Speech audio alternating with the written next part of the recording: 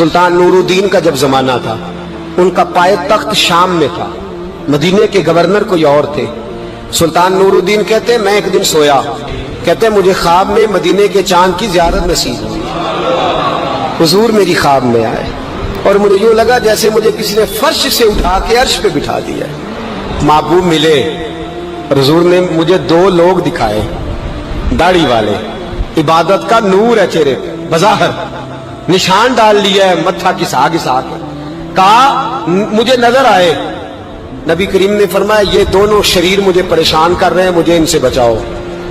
جو نبی وہاں آ کے اطلاع دے سکتے ہیں وہ اپنا دفاع بھی کر سکتے ہیں، اور اللہ تبارک و تعالیٰ اپنے نبی کی مدد کے لیے فرشتے بھی بھیج دیتا ہے۔ حضور با اختیار ہے، لیکن حضور امت سے کام لینا چاہتے ہیں۔ نبی پاک امت سے بولے تو صحیح، ہم دینا بھی چاہتے ہیں کہ نہیں؟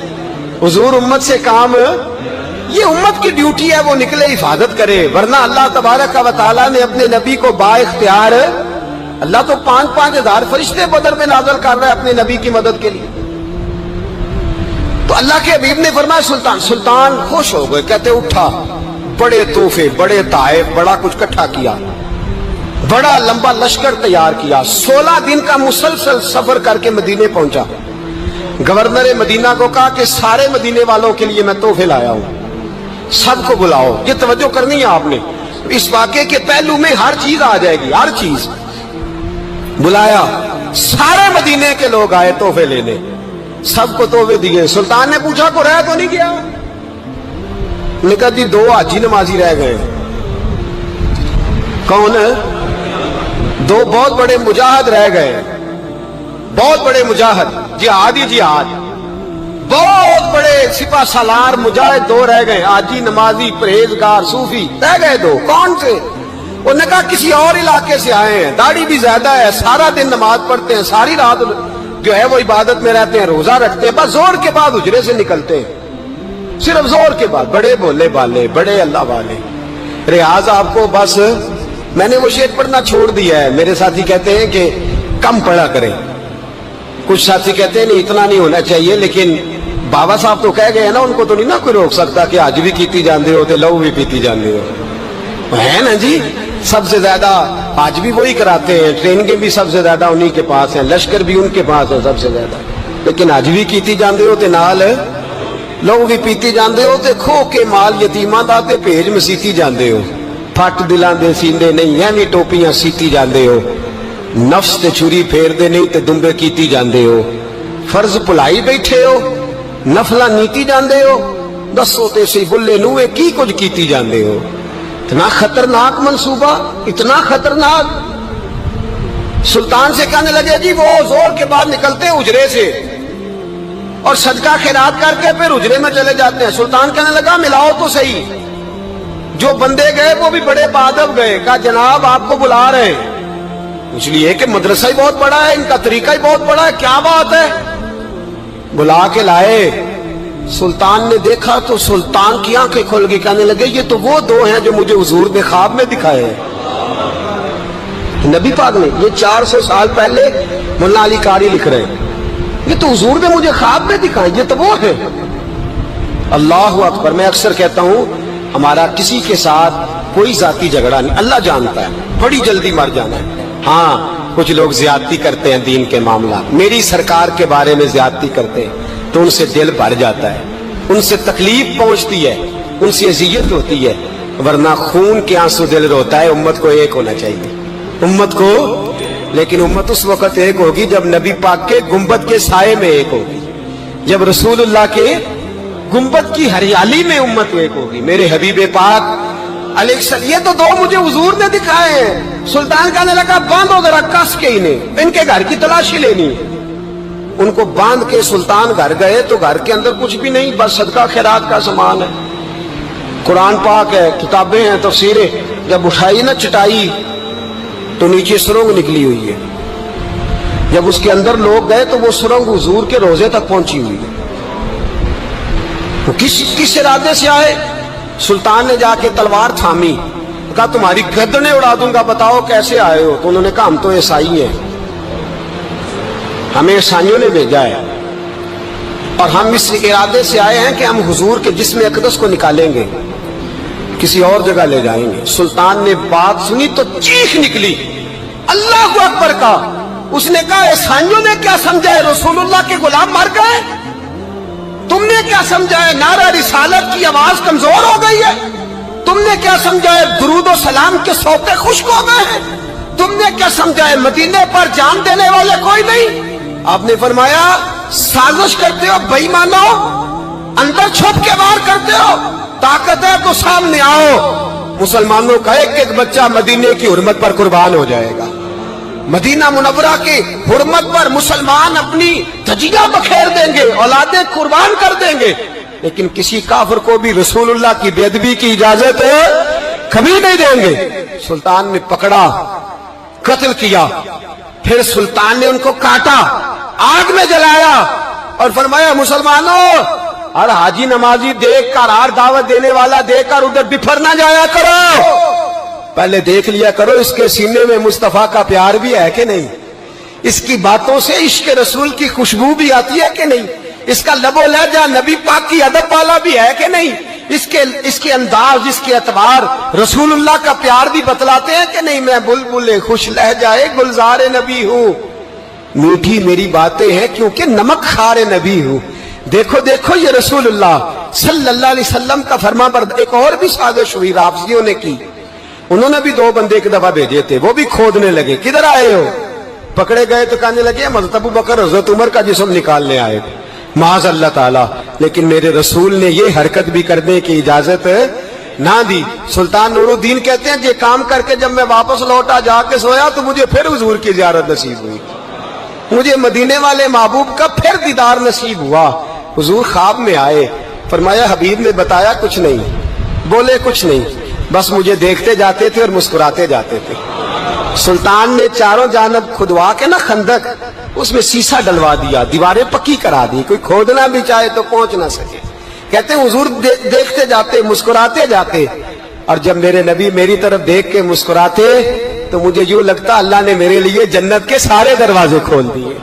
مجھے یوں لگا جیسے جنت کی حوریں مجھے سلامی دینے آئی، مجھے یوں لگا جیسے فرشتے جھونک آئے ہیں اور مجھے کہتے ہیں کیا تیرا مقدر ہے، کیا تیرا نصیبہ ہے، کیا تیری بات ہے۔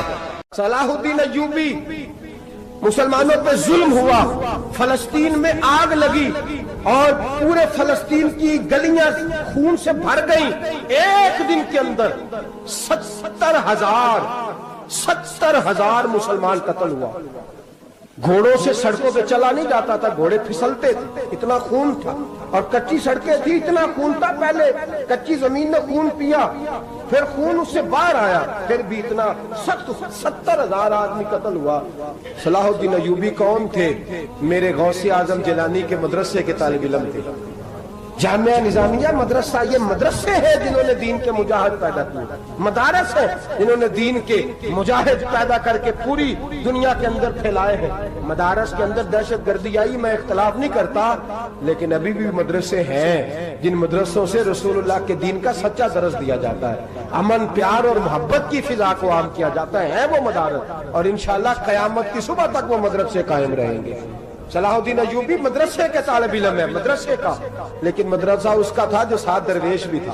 صلاح الدین ایوبی اکیلا اپنے دوستوں سے کہنے لگا مسلمانوں کی مدد چند سالوں میں نکلو مدد کریں۔ انہوں نے کہا تیرے نکلنے سے کیا ہوگا؟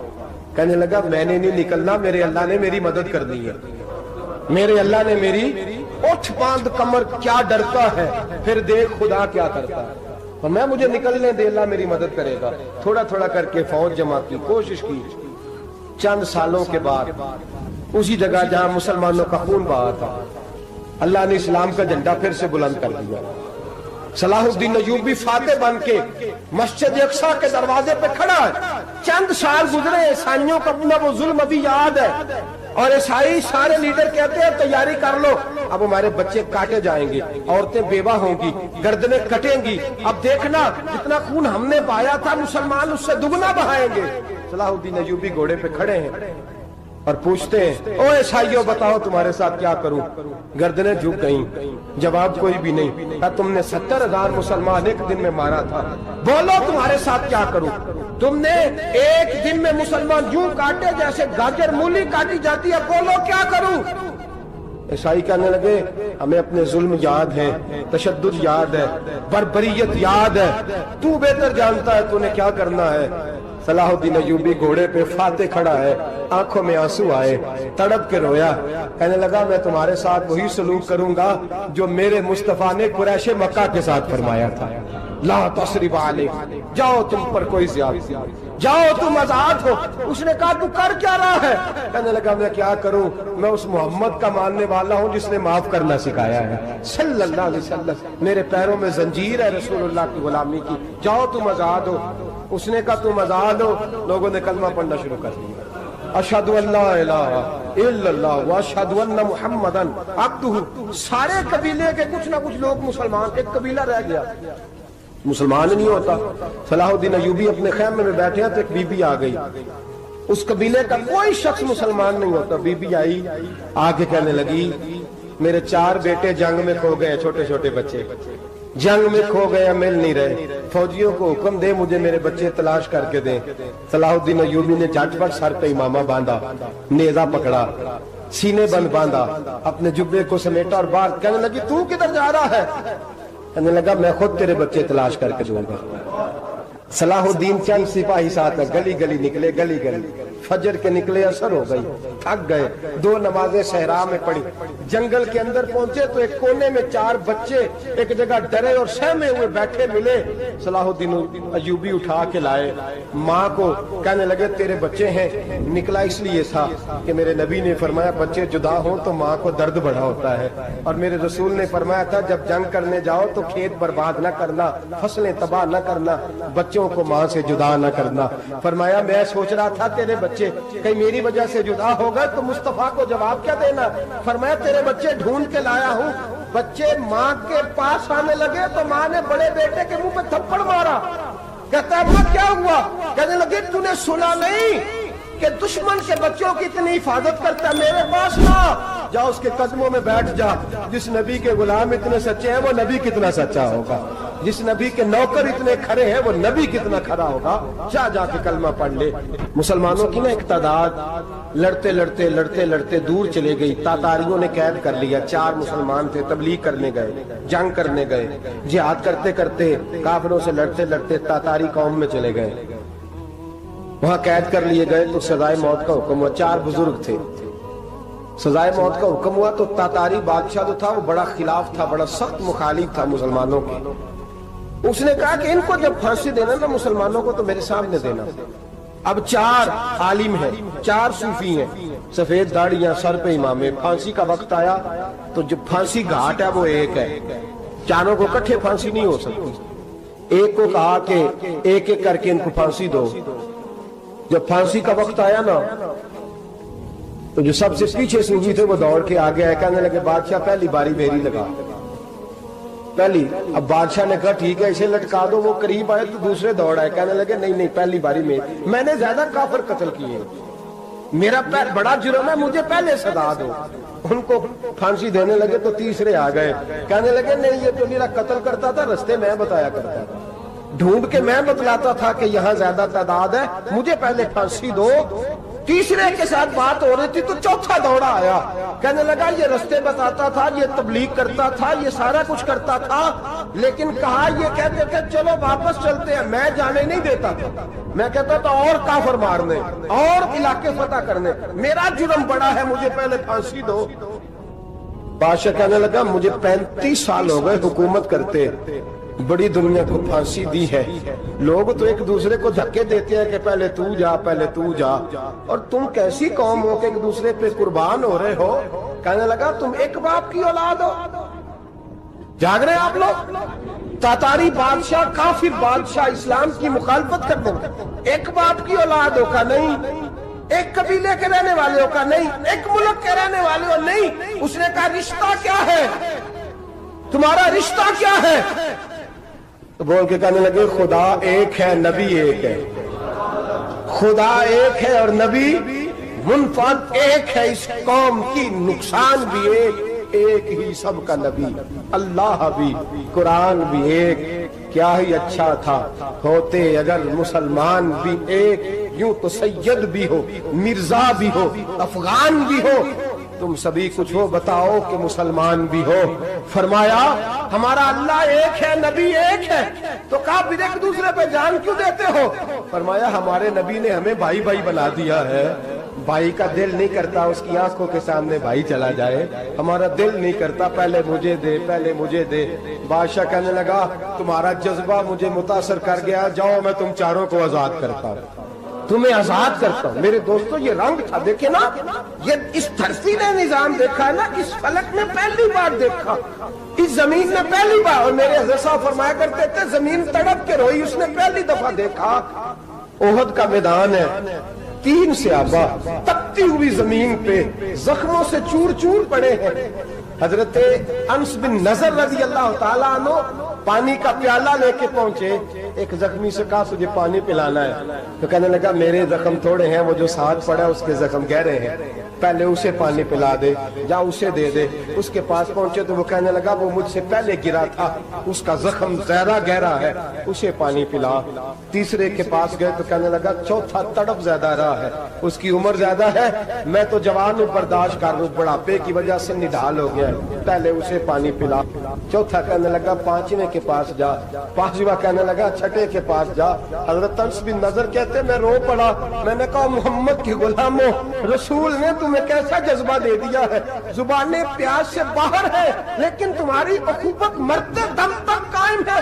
کہتے میں 7ویں کے پاس گیا تو کہنے لگا اگر 6 قربانی دے سکتے ہیں تو مجھے خود غرض نہ سمجھ، میں نے نہیں پانی پینا، جا پہلے کے پاس لے جا۔ کہتے میں پہلے کے پاس آیا تو روح پرواز کر گئی، دوسرے کے پاس آیا تو روح پرواز کر گئی، میں 7ویں تک آیا تو انتقال کر گئے۔ کہتے ہیں پانی کا پیالہ میں نے اٹھایا اور میں نے زمین پہ رکھا تو میں نے کہا پانی گوا رہنا، محمد کے غلام مر تو جاتے ہیں پر ایک دوسرے کا خیال بڑا رکھا کرتے ہیں، گوا رہنا یہ مر جایا کرتے لیکن ایک دوسرے کا درد۔ میرے دوستو لٹا ہوا برما، روتے ہوئے مسلمان، سسکیاں اور آہیں لیتی ہوئی مائیں پوچھتی ہیں اے خاصا اے خاصان رسول، وقت دعا ہے، امت پہ تیری آ کے عجب وقت پڑا ہے۔ وہ دین جو بڑی شان سے نکلا تھا وطن سے، پردیس میں وہ دین آج غریب الغربا ہے، فریاد ہے اے کشتی امت کے نگہباں، بیڑا یہ تباہی کے قریب آن لگا ہے۔ اور کیا خوبصورت جملے کہے تھے کہ نبی پاک صلی اللہ علیہ وسلم نے، حضور نے فرمایا تھا میرا مومن ایک جان کی طرح ہوتا ہے، ایک جان کی طرح ہوتا ہے، ایک کو تکلیف ہو جسم کے ایک حصے کو، سارا حصہ پریشان ہوتا ہے۔ فرمایا یہ ایک مکان کی طرح ہے، ایک اینٹ دوسری اینٹ کو مضبوط کرتی ہے۔ فرمایا یہ مضبوط لوگ ہیں، یہ مضبوط لوگ۔ حضرت عمر فاروق کا زمانہ ہے، ایک آدمی نے سیری بھیج دی ایک گھر میں بطور تحفہ، قحط کا زمانہ تھا، گوشت ملتا نہیں تھا، جانور، ایک آدمی نے سیری بھیج دی ایک آدمی کے گھر میں۔ اس نے کیا کیا؟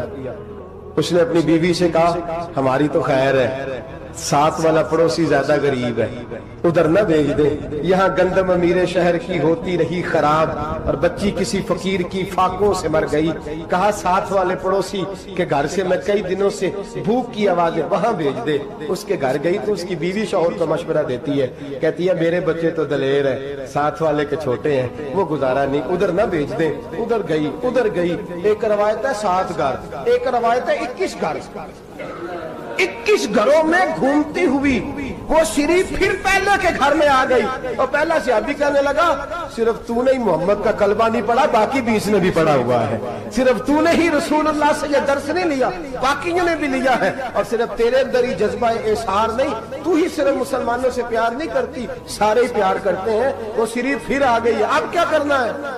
اب کیا کرنا ہے؟ تو امام نبوی نے لکھا ہے، وہ کہنے لگی کرنا کیا ہے، پکاؤں گی میں اور کھائیں گے 21 گھر، پھر بھی اکیلے نہیں کھائیں گے، پکاؤں گی میں اور کھائیں گے 21 گھروں کے مطابق شوربہ پکا، اور پھر برتن میں ڈال کے وہ بی بی ایک ایک گھر کا دروازہ کھٹکھٹاتی ہے، کہتی ہے مصطفیٰ کے غلاموں نکلو باہر اور کھاؤ، اس لیے کہ جس نبی نے مجھے پیار کا حکم دیا اسی نے تمہیں بھی پیار کرنا سکھایا ہے، یہ رنگ چشم فلک نے سکھایا ہے۔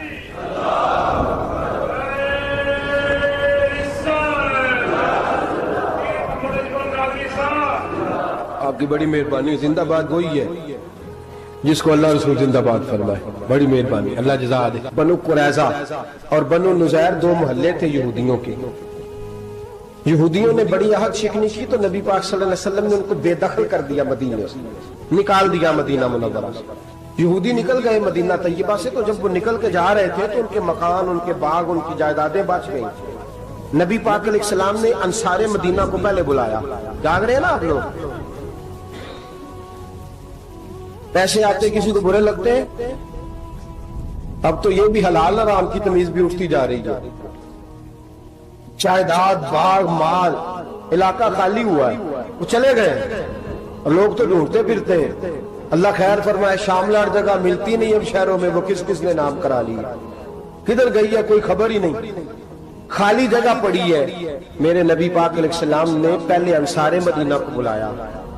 حضور نے فرمایا, انصاریوں بہت بڑی جائیدادیں یہودیوں کی, بنو نذیر اور بنو قریظہ محلے خالی ہو گئے, میرا دل کرتا ہے وہ تمہیں دے دوں, اس لیے کہ تم نے اپنے مہاجر بھائیوں کے ساتھ بڑا تعاون کیا, جائیدادیں تم نے دے دی ہیں, مکانات دے دیے ہیں, بڑا کچھ تم نے دیا ہے, میرا دل کرتا ہے وہ تمہارے نام کر دوں. تو انصار مدینہ کیا کہنے لگے یا رسول اللہ, دے تو ہم نے دیا ہے پر وہ بیچارے جھچکتے ہی رہتے ہیں, وہ جھچکتے ہی رہتے ہیں, کھول کے ہماری چیزیں استعمال نہیں کرتے.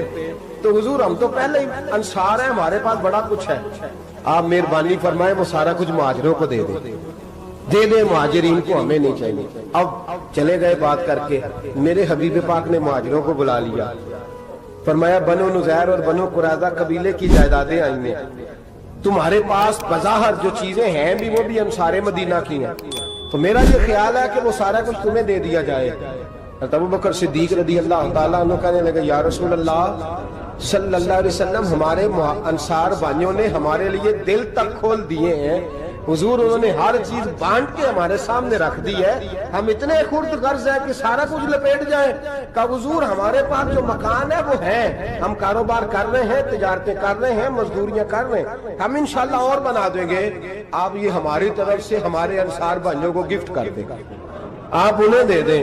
میرے حبیب کی آنکھوں میں آنسو آ گئے, میرے نبی پاک علیہ السلام رو پڑے, یا رسول اللہ آپ کیوں روتے ہیں؟ فرمایا تمہارا یہ بھائی چارہ قائم رہا تو اللہ اسلام کو بڑی قوتیں عطا فرمائے گا, اللہ طاقتیں دے گا اسلام کو, اگر تمہارا یہ رنگ قائم رہا, یہ انداز. میرے غلاموں تمہارے یہ طور طریقے, ایک بھائی کہتا ہے دوسرے کو, دوسرا کہتا ہے تیسرے کو.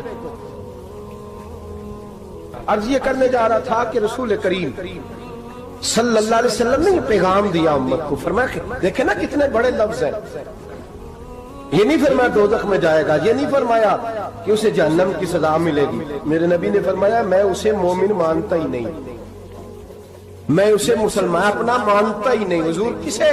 فرمایا جو پیٹ بھر کے کھاتا ہے اور اس کا ہمسایہ بھوکا سو جاتا ہے. میں مومن ہی نہیں مانتا. سزا تو تب ملے گی نا کہ جب میں کسی سزا کا اعلان کروں, میں مانتا ہی نہیں, وہ میرا ہے ہی نہیں, خود پیٹ بھر کے کھا رہا ہے, ہمسایہ اس کا بھوکا, میں نہیں مانتا. انما المؤمنون اخوہ, مومن بھائی بھائی, میں مانتا ہی نہیں اسے. اور میرے حبیب پاک اتنے بڑے لفظ حدیث میں اور کہیں نہیں ملیں گے, آپ کو اتنے بڑے جملے کہیں نہیں ملیں گے.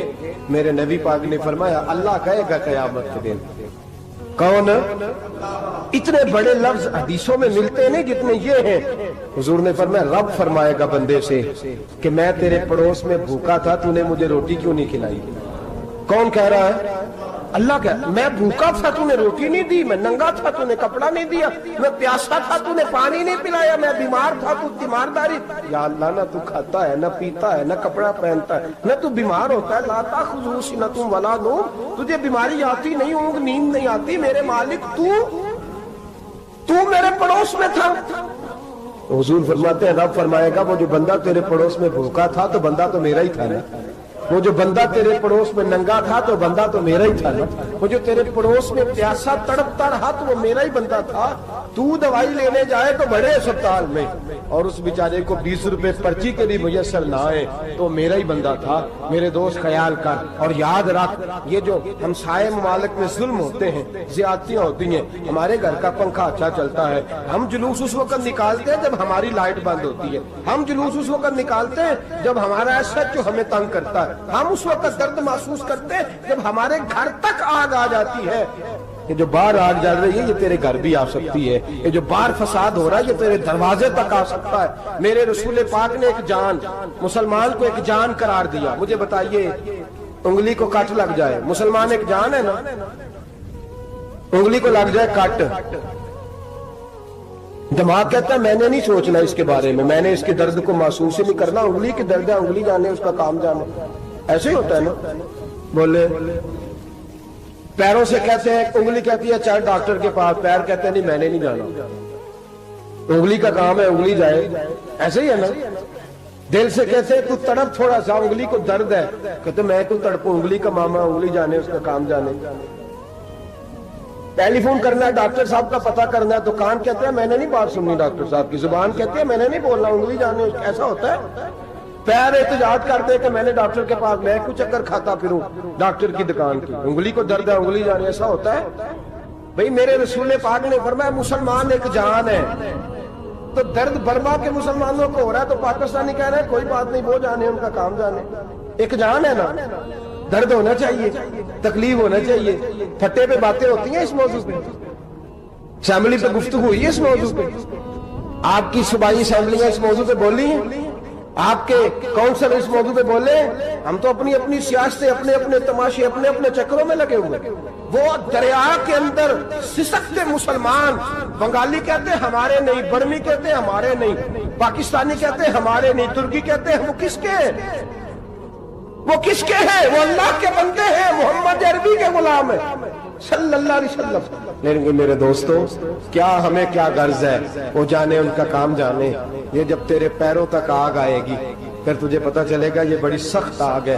آج جس کافر نے برما پر عرصہ دراز تنگ کیا، مسلمان تھوڑے تھوڑے مفاد لینے کی خاطر نا، بنو عباس اور بنو امیہ کی جنگ چل رہی تھی. بنو عباس جو تھے وہ غالب آ گئے، بنو امیہ جو تھے ان کی حکومت ختم ہو گئی. تو عیسائیوں نے بنو امیہ سے کہا کہ ہم تمہارے ساتھ تعاون کرتے ہیں، ہم تمہارے ساتھ تعاون کرتے ہیں اور بنو عباس پہ غلبہ پا کے تمہیں حکومت دلاتے ہیں. بنو امیہ بڑی جدوجہد کر رہے تھے بادشاہی کے لیے، لیکن انہوں نے کہا کہ ہم لڑ رہے ہیں، کوشش کر رہے ہیں، لیکن ہمیں کسی کافر کی مدد کی ضرورت نہیں. ہم جتنا مرضی لڑیں لیکن کافروں کے ہاتھوں بنو عباس کو مروانے کو ہم تیار نہیں ہیں. ہمیں خبردار، تمہارا آپس کا معاملہ ہے، ہم خود نمٹ لیں گے، تمہیں اجازت نہیں دیتے تم اندر کودو اور کود کر کے تم فسادات پیدا کرو اور مسلمانوں کے اندر تقسیم کرو. میرے دوستو مسلمان کو سوچنا چاہیے، سوچ بڑی رکھنی چاہیے.